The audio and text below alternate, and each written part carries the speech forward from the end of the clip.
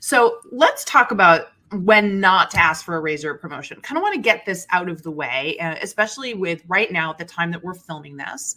There's a lot of turmoil going on. We were going from a market where it was a job seekers market.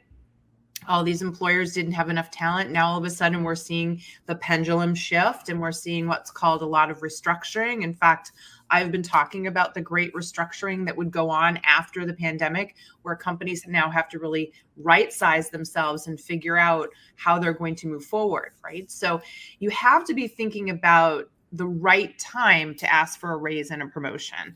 So first of all, believe it or not, the wrong time to ask for that is during the actual performance review. So if you have an annual performance review, for example, you shouldn't be bringing that up in the review.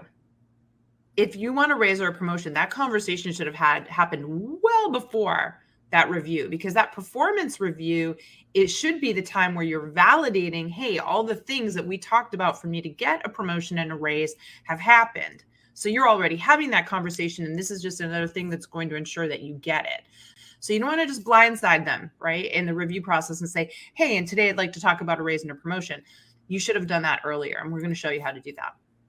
Second time that's not ideal is when the company is undergoing layoffs and restructuring. In that moment, they are letting a bunch of people go in order to bring their costs in alignment.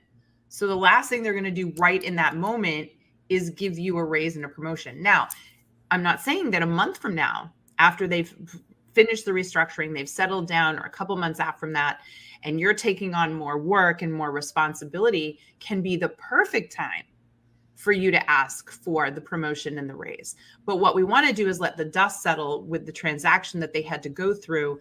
And then you're able to start to build up and show, look, after that, I took on all of this additional responsibility. Can we talk about how I might be compensated, right? So it definitely will come, but just not in that actual moment. When you've already got a raise or promotion during the same year, you're not generally going to ask for another one unless, and there's always an exception to the rule, if you've been talking all along about milestones. So one of the things that I love to see our members do is set milestones with a manager and say, when I reach that milestone, will that earn me a promotion and a raise? And the moment you get that promotion and raise, you set your next milestones. Because if you blow those milestones out of the water in under a year, well, then it would make sense to ask for one. But if you haven't been planning that, like we're talking about, you can't just out of the blue ask for more money, a raise and promotion without some sort of strategy behind it, which is what we'll talk about today. And then, of course, lastly, when you're not meeting performance standards.